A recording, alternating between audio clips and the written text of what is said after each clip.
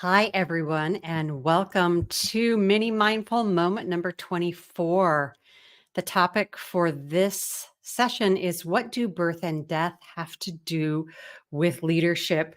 This has got to be one of my favorite topics and something I've been thinking about sharing with you for quite a while.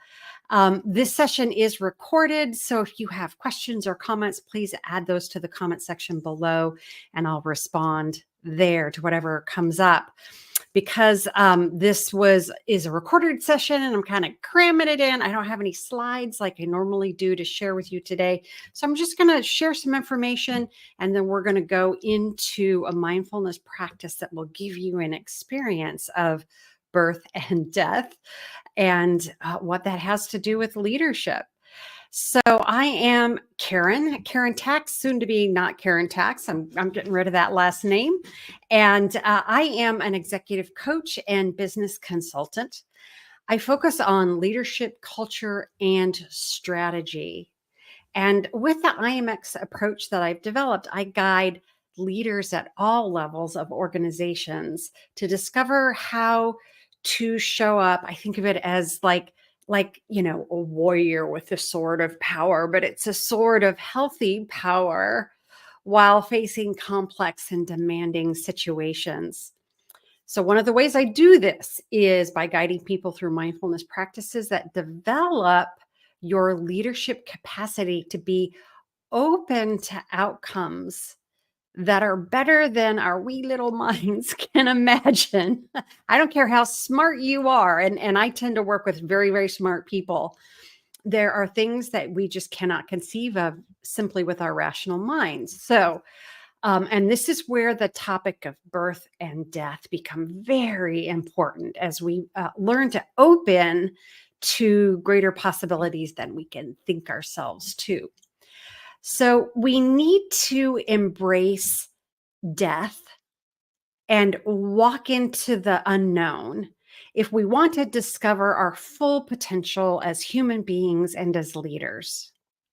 But in our society, our aversion to death keeps us, I think of it as kind of boxed in or trapped in fear, averse to risk, and caught in patterns of behavior that feel safe and predictable, reassuring even. It's like we get into these mental loops inside ourselves and with each other that are, closed systems. But this doesn't allow for the birth of new possibilities. So an example of this is a need to be right. When you're not truly open to the ideas of others, and I see people do this all the time. Yeah, I'm open, but you're not really open.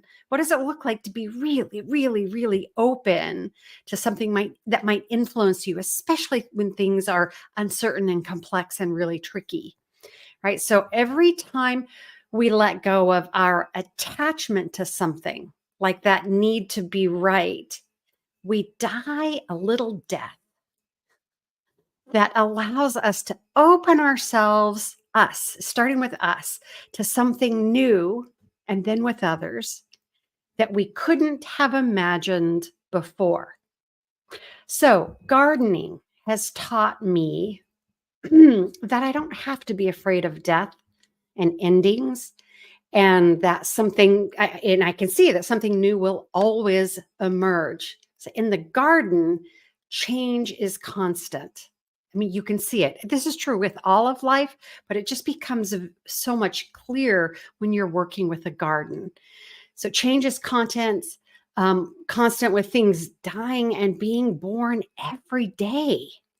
And in a garden, you can see and experience how life is relentless.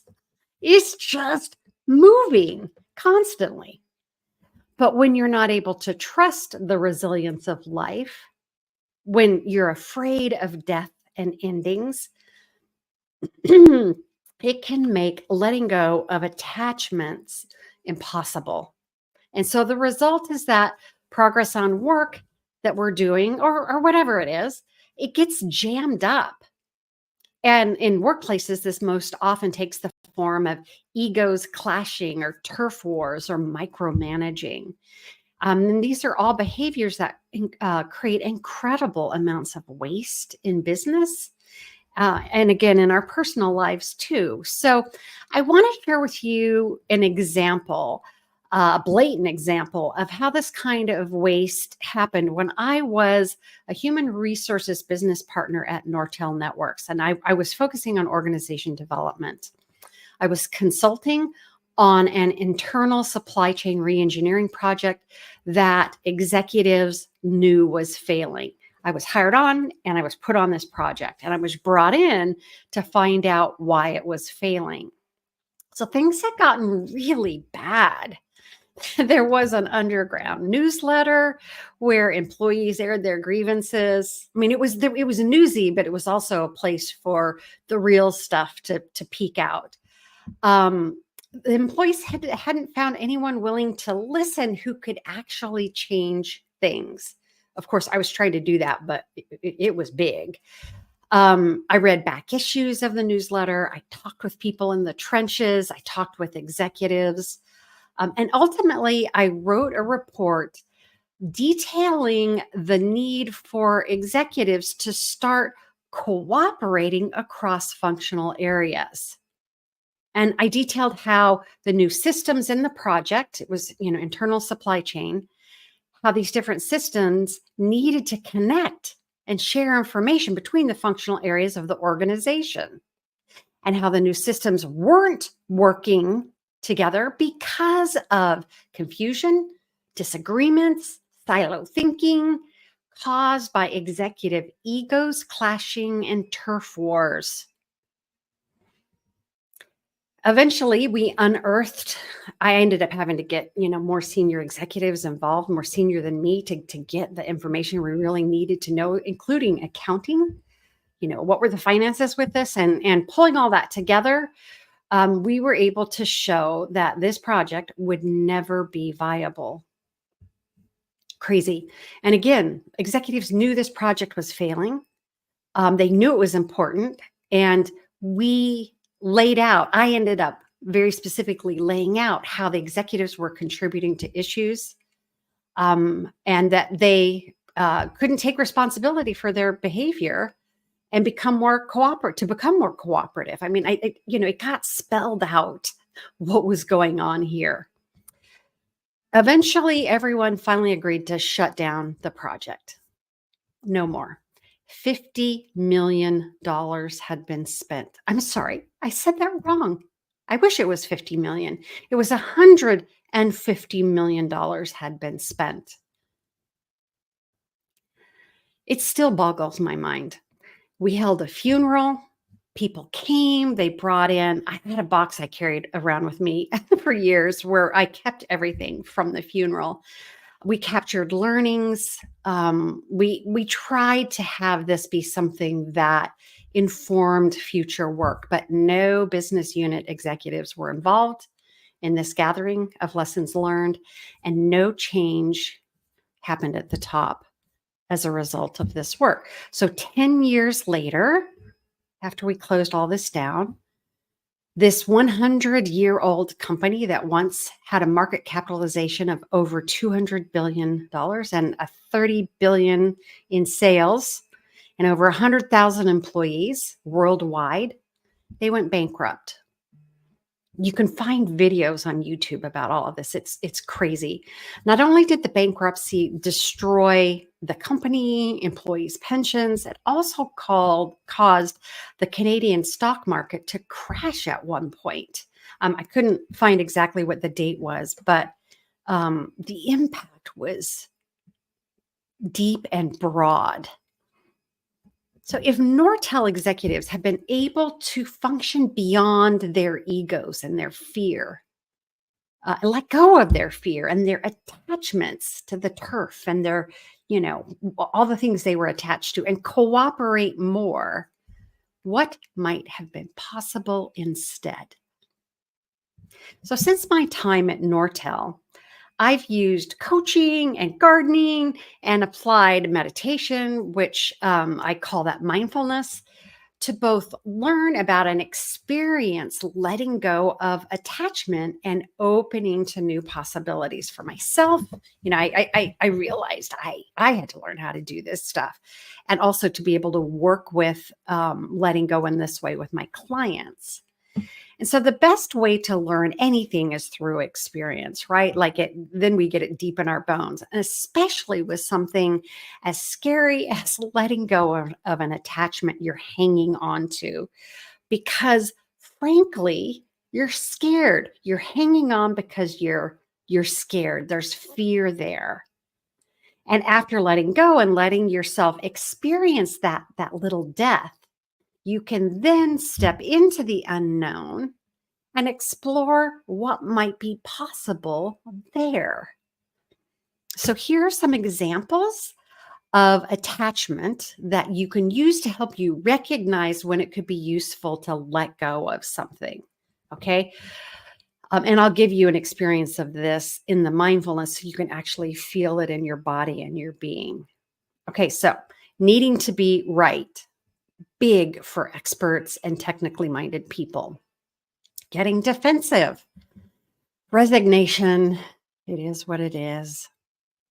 Having difficulty with surprises, or becoming controlling and rigid, which it's good to know when you become like that, and we all do this. This is the opposite of trusting. You're not trusting yourself and you're not trusting others. You can also notice when your team is locked in patterns that don't work, like power struggles and turf wars and silo thinking and people hesitating to speak up. So these patterns are indicators that attachment is negatively affecting group dynamics. And patterns of attachment can also cause harm. So you can know that you're causing harm when you consciously ignore people or situations that aren't working. So, for example, I recently told a person that I was trying to communicate with that I had had a panic attack as a result of our difficult interactions, and I needed some space for recovery. And I had very specific needs for re-engaging. Like, she was open, wanted to talk, and I was like, okay, great, thank you. I appreciate that. And this happened, and I'm working through it, and this is what I need. So that feedback that I shared, when I heard back about how it was heard, this person thought I was being rude by sharing this. I was being super vulnerable. She thought I was being rude, and she just wrote me off. It's like, oh, she didn't actually understand what I was doing. So this kind of judgment and ignoring a person's needs for safety causes harm, and it causes an unsafe environment. So you can know that you are in a state of non-attachment not attached, but open, when you are aware of your point of attachment, and you can have a sense of humor about it and an ability to be flexible, which is really tricky when you are not feeling safe. Like, it takes work to get through that, to get back to a point of feeling open and flexible and having a sense of humor about it, right? Let's be real. It's hard. And non-attachment is the same as detachment. When you're detached, you're not attached, obviously. So this is the capacity to care deeply from an objective place where you can see your attachments. It's like you're able to come out of yourself and look and say, oh, I'm attached in this way, these particular ways. So letting go and detachment prepares us for dealing with uncertainty and unfamiliar experiences in resilient and creative ways. It's all so good.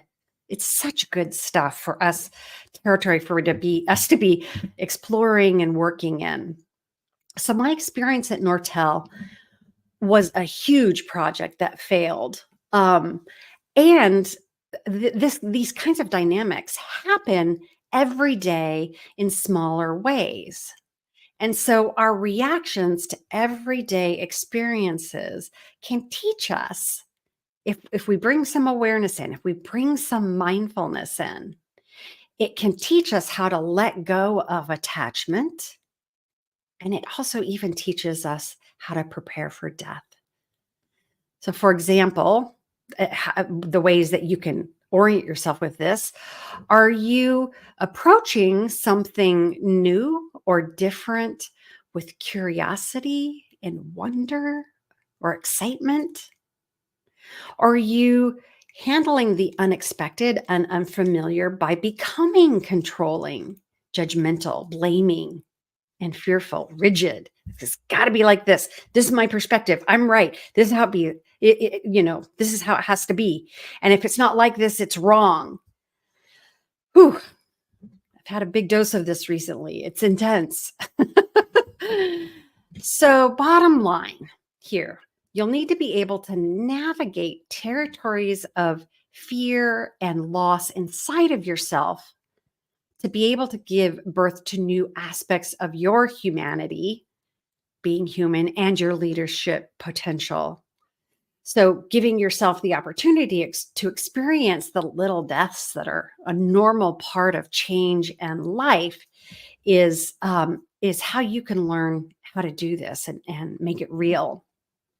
And then, when you can do this for yourself personally, then you can navigate how death and birth can benefit your team and organization.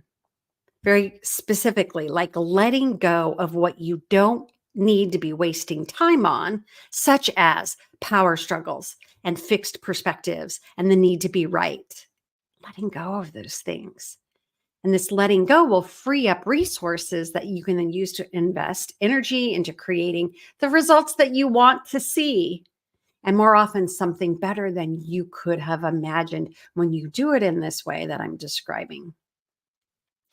So, very exciting stuff. And as we dive into today's mindfulness practice about what birth and death have to do with leadership, I want you to consider what you might be attached to and how it might serve you to let that go, which it doesn't mean giving up, doesn't mean that you don't care, none of that. All right. So let's go ahead and go into a mindfulness practice now and explore what might be possible as we play with these territories. So let yourself go ahead and fully arrive in our practice together, knowing that all of you is welcome here. All of your thoughts and all of your feelings. And go ahead and notice your breath, your breathing in and out, letting your in and out breath calm your nervous system and bring you to your center, wherever you feel the core of your aliveness within your body.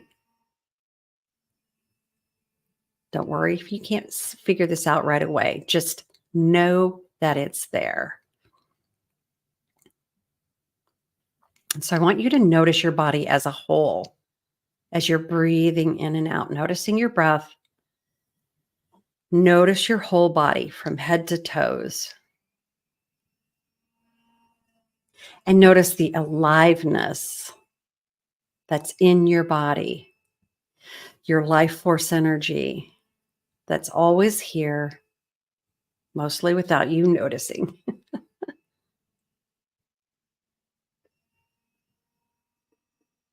Let yourself feel the wholeness of your aliveness in your body. And now I want you to notice what you're thinking, your mind, those things that you're not getting to maybe because you're here, right? That gotta do lurks, always lurks. So in this moment, all the things you need to do, they can wait. And plant your feet on the ground.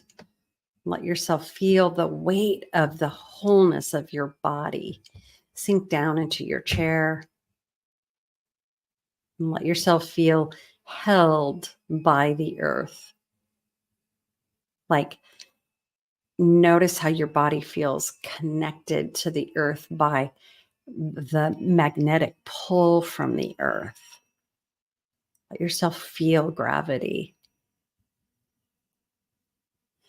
Noticing the energy in your body, this precious life force energy. Just let it drop down into the ground, through the bottom of your feet into the ground.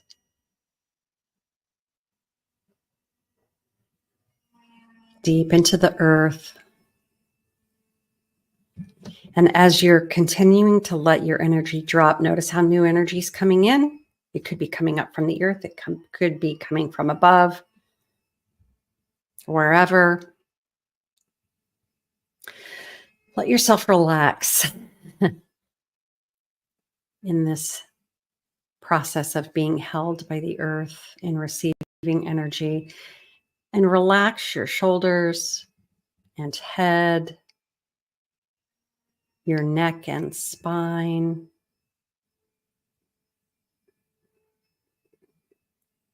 Relax and open your chest all the way down your torso, belly, hips. Relax down into your legs and your feet. And relax your mind as it connects with your nervous system throughout your body. Just feel the relaxing and energy permeating, new energy coming in and permeating through your whole body.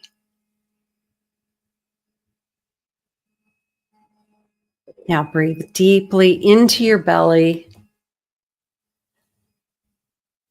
and let your breath find your center. Again, here that wherever that it feels like, you can think of it as a place where things feel balanced within you. There's a lot of different ways you can sense this. So just whatever, sometimes for me, it's a thread of light. Other times it's a ball of energy, like whatever the center feels like to you, where things feel coherent and whole and balanced. Just feel that.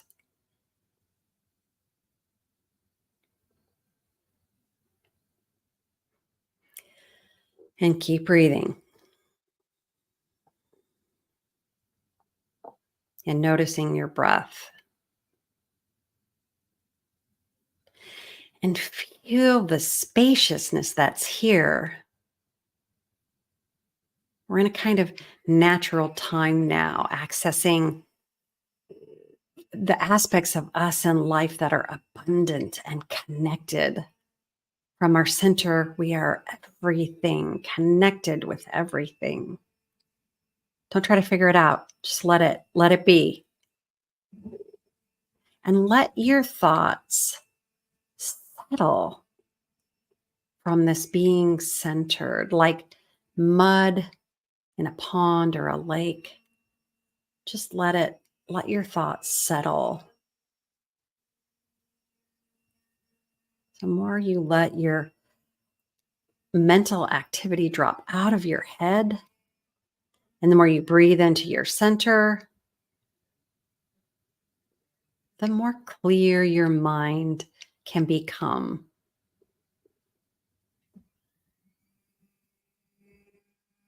Your thoughts can be natural here, right? You don't need to wrestle with them or make them go away.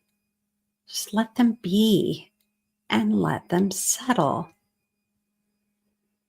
We're not trying to quiet our minds here. We're just letting our thoughts settle. So keep breathing into your center,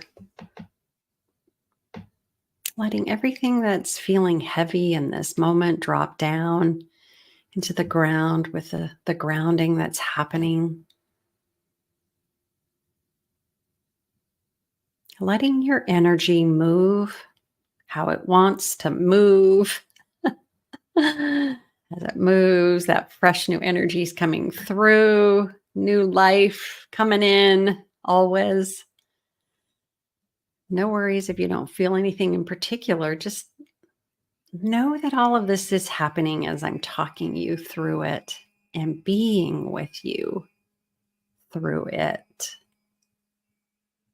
I'm with you. So tune into whatever quietness is here. Feel the mental peace that might be just a little sliver of it, might be a lot. The more you practice, the more you'll experience it.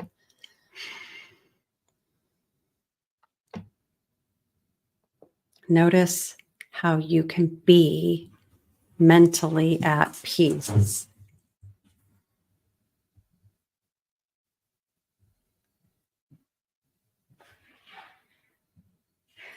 So notice your heart now. Your heart, the quality of energy you feel around and through your heart. And notice any feelings that are here naturally floating around.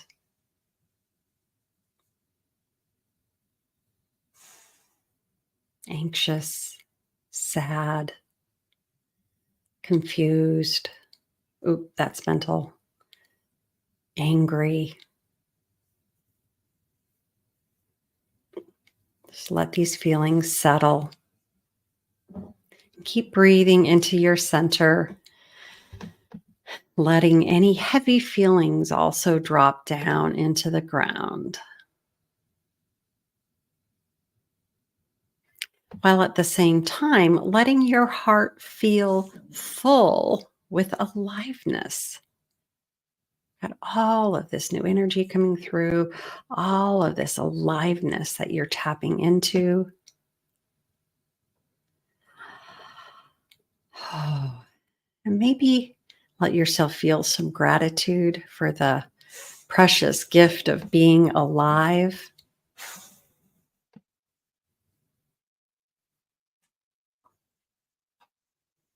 Noticing your settled mind and full heart. Whatever thoughts and feelings are still floating around, it's fine that they're here. And yet, noticing how your breath and energy holds your mind and heart as one.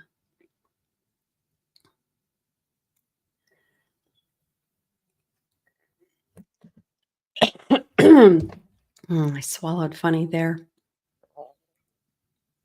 Here you can access the clarity of your wise mind,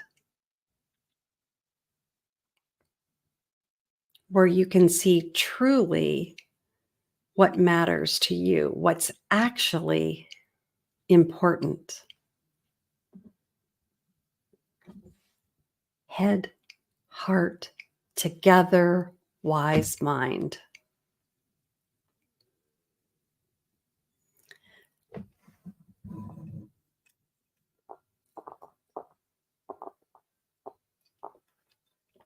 So now I want you to bring to mind a situation where you're struggling. You're feeling reactive and attached in some way. You're feeling that holding. Could be needing to be right, defensive, controlling, not trusting. And don't worry about the fact that this is happening, right? We all have situations we struggle with and we all get attached. So just know this is so normal. And with this situation, what outcome are you attached to? Just what is it? And let yourself feel how important this outcome is to you. And notice how you're still breathing, maybe a little more shallow now. And notice how you can still breathe and relax. Ah, I'm attached. It's important. And I'm breathing and I'm relaxing. Notice your aliveness. As you notice it, it can actually puff up and feel even more. And so as you're breathing and relaxing, let yourself simply accept that you have found a point of attachment and bring your awareness to this point of attachment. Pick one thing and that's it. Defensive, controlling, whatever. And now I want you to remember that you are loved, deeply and unconditionally loved, infinitely and eternally loved. It doesn't matter if you believe it or not. It is true. And let yourself soak in that and take it in as much as you can. Let yourself receive this love.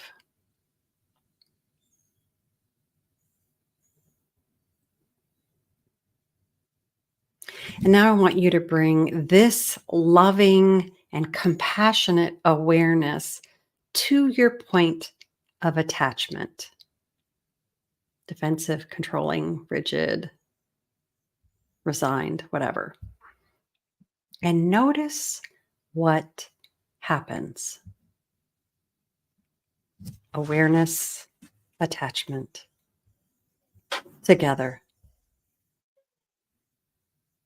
We're not trying to make anything happen. Just simply notice.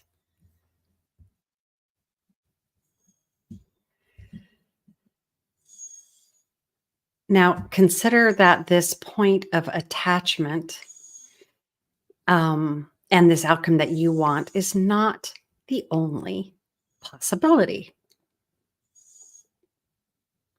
Here you are holding, and there's more.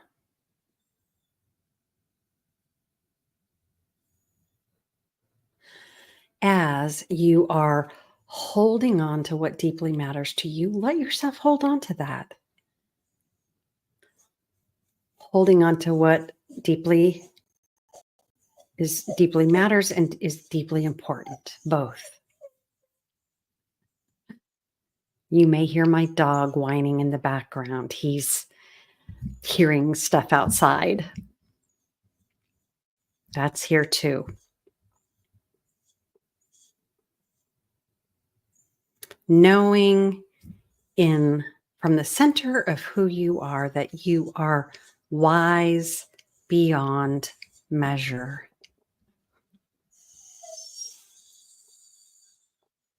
And then, as you can, let go of this attachment to outcome. Not trying to do anything, we're just letting it go. And notice what happens. Notice what it feels like to be detached. It can feel like inside, it can feel like you're falling or floating or out of control. There's a lot of ways this can feel. So just let that happen. And also let yourself feel held. You're still grounded, you're still breathing, you're still alive. Just let yourself be detached as you can.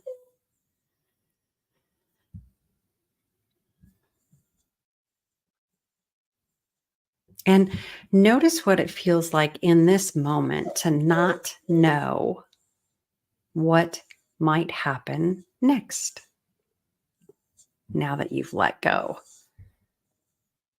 Let there be space for not knowing. Let there be space for something new to emerge. It could be a sensation, it could be energy, new energy that you're feeling. I'm not saying a thought because that's what you're going to go to first. So let it be something other than a thought as you can. If it's a thought, that's fine too. Let there be space for something new to emerge. So I want you to notice here how you're not giving up anything. You're not giving up. You're fully engaged and alive, caring deeply, being cared for deeply. This is being fully engaged with life, just not attached. Here you're not resigned, but instead you're trusting what's flowing through. You might feel it as feeling like all is well.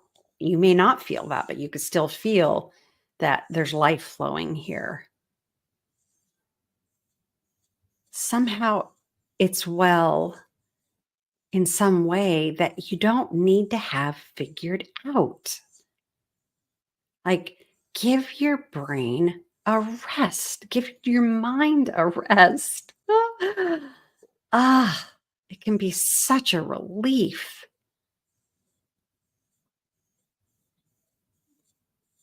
So here you can be willing, more willing to listen and learn because you've got your center. It's like you're grounded, you're connected, you're rooted like a massive tree, while also balanced and in movement like a flowing river, connected, standing, moving.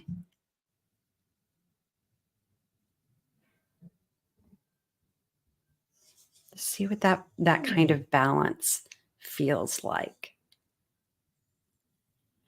And I want you now to check in with your clear, wise mind, head, heart connected. You're from your center. And just what does it have to say about what may be more important than you've considered before? Just see what ideas might emerge from that question.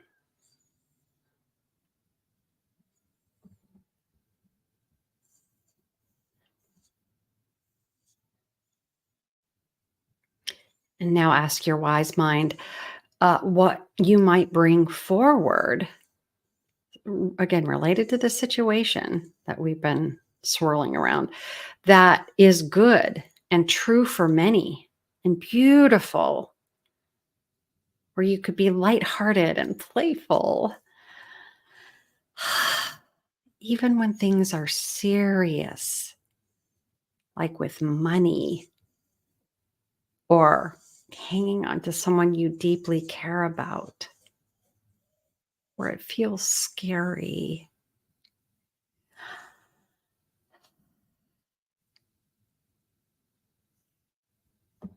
And so notice how much aliveness might be here, could be here, as you're letting go and curious, discovering new life and possibility in the midst of a little death, letting go like a little death. And then what else is here? What else? What little birth is here?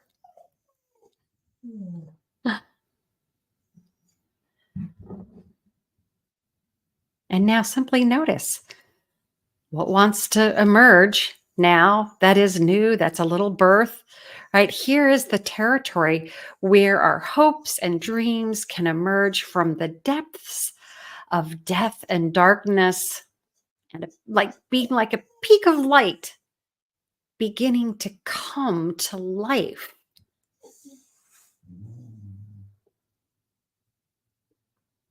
This is how life constantly moves. So now I want you to just feel this as deeply and fully as you can, this letting go and allowing, accepting what is, letting new life come through, letting there be a letting go and a death and a birth in this moment. And if you want to get really pointed about this, let yourself take a breath in. That's new life. And take a breath out. And that's a death.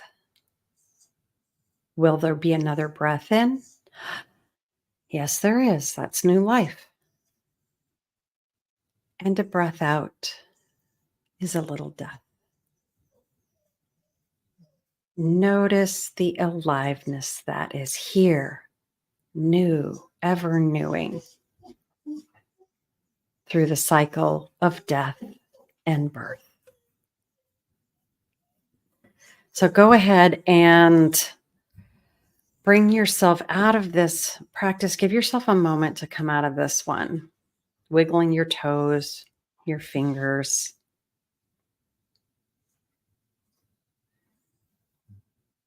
Just bringing as much aliveness as you can with you as you're emerging out of the practice.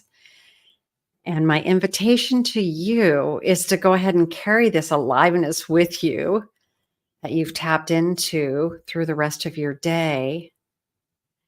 And as you're going through your day, notice when you might be attached to an outcome and take a pause and see if you can let go, have a little depth, and notice what else might be possible in a little birth. All right. This was totally fun to share with you. I love this stuff. This kind of stuff I get to do with my clients. It's so very, very cool. Please add any comments or questions you have in the comments that are going along with this video. I would love it if you could like this event on LinkedIn or the video on YouTube. You could also follow us on IMX on LinkedIn or subscribe to this YouTube channel. And if you'd like to learn more about letting go of attachment, check out our Define Your True Self course, where we teach you how to unhook from your reactivity, which is ultimately a letting go and a little death and a birth. So we go into it, this in the course. So thank you so much for watching. I sincerely hope this was useful, and I wish you all the best. Take care.